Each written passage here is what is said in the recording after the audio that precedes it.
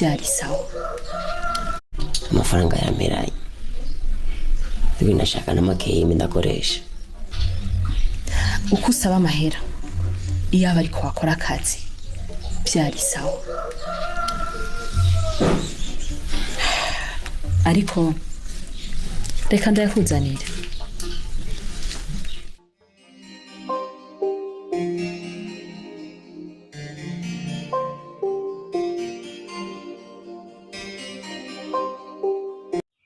Alright, ibintu bikomeje kudogera. 72 Hellas season ya kabiri yasohotse. Season ya kabiri yasohotse agace ka mbere.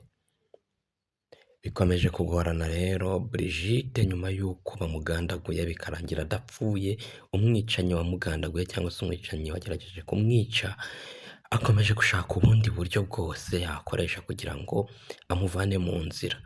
Akomeje gushaka uburyo bwose ndetse n'akagambane amwica bikarangira akamukura ku isi. Bikomeje kugorana rero. Season ya kabiri agace ka mbere yasohotse.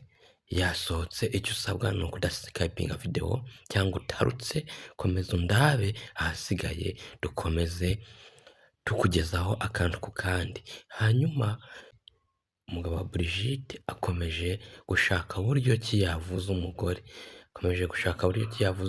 Yafashe gahunda yo kugurisha imitungo, akagurisha inzu, hanyuma akareba ko yavuza umugore.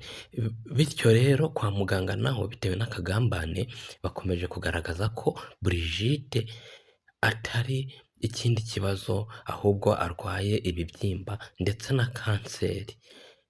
Hanyuma babibwiye umugabo, biba ngombwa ko umugabo atekereza ko agomba kumwimura mu bitaro yari arimo akamujyana mu bitaro byo hanze y'igihugu, akajya kureba ko bamukurikirana ku bijyanye na kanseri avugwaho, ahasigaye bakayishiriza.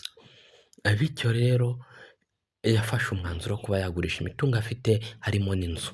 Ahandi ibikurikira rero sasa bikomeje kugorana, aho umugore wabyaranye n'umugabo wa Brigitte akomeje kubateranya ku kantu ku kandi, akomeje gushaka ikintu cyabateranya kikabatandukanya, aho ari gushinja umugabo wa Brigitte akajya kubwira Brigitte ko umugabo we impamvu atakimwitaho ngo asigaye afite nk'agakobwa bari kumwe bahararanye bari kwenjoyinga. Ese kuko biraza kurangira gute? Kugira ngo umenye uko biraza kurangira, uburyo biraza kuduga bigenda, nuko uri bukande subscribe uri buri mushya kuri YouTube Tech kuri channel yacu, ugakanda subscribe, ahasigaye ugakomeza kugenda umenya byinshi. Mu kanya gato turaje tubagezeho agace ka kabiri, season ya kabiri, kugira ngo mushire amatsiko murebe uko biri burangire. Ndagushimiye rero wowe wafashe umwanya ugukurikirana iyi channel yacu. Icyo ngusaba ni ukudushyigikira, ahasigaye natwe tugakomeza